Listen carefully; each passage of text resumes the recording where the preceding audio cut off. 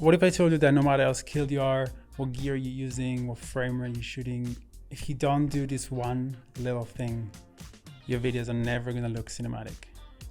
So a couple of days ago, I was trying to explain this friend of mine this little tip, and as I was kind of telling him, I was seeing that he was a bit confused and he wasn't really getting what I was trying to say for the first few minutes. And then I realized maybe there's something there. Maybe I should make a video because maybe some of you guys don't know this, because I obviously take it for granted because I've been doing this for a while.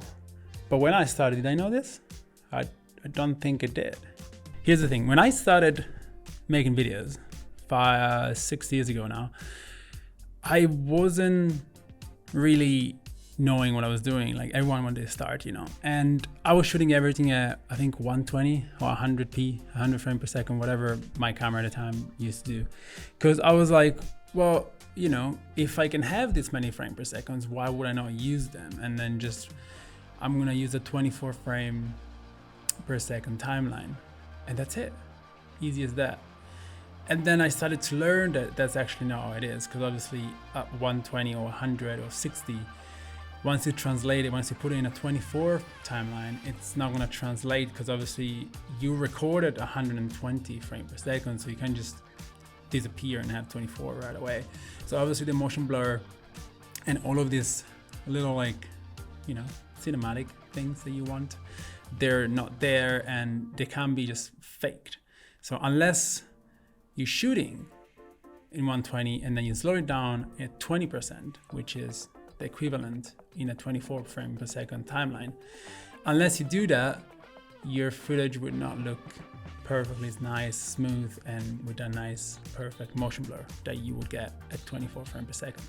So basically the tip I have for you is very, very simple. Just shoot at 120 at 100, 60, 50, whatever frame rate you want, but only shoot those that you are 100% sure you are going to slow down. And every time you slow down something, you should slow it down exactly to the amount equivalent to the frame per rate of your timeline. So if your timeline is 24 or 30, obviously it changes, but I edit everything in 24. And that means that if I shoot 60, I slow down everything to 40%. And if I shoot 30 frames per second, I slow down on 80%. If I shoot 120, I slow down at 20. And all the rest is shot at 24 frames per second, because that's the way it should be. So there you have it. Make sure you shoot at the right frame rate. Make sure you have your timeline set to 24. And make sure your export settings also are set to 24. And it's crazy because I still see it. I still notice it. I watch so many YouTube videos, and you can clearly see when the editor did not have his timeline at 24, didn't export at 24. I don't know if that's wanted, because some of the YouTube videos are like sport related, and usually sport related are around 60 frames per second because it looks nicer and smoother.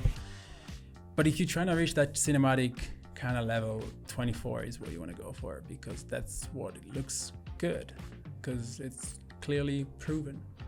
So with that said, guys, I hope I taught you something that you may or may have not known. I don't know, but if you keep that in mind, I promise you your videos will look cinematic. So yeah, I'll see you guys in the next video. Peace. It was a small one, short one. Stay tuned, because I just received an FPV kit. So I'm gonna go making a lot of video about FPV right now, because I gotta learn how to do it. That said, see you guys soon.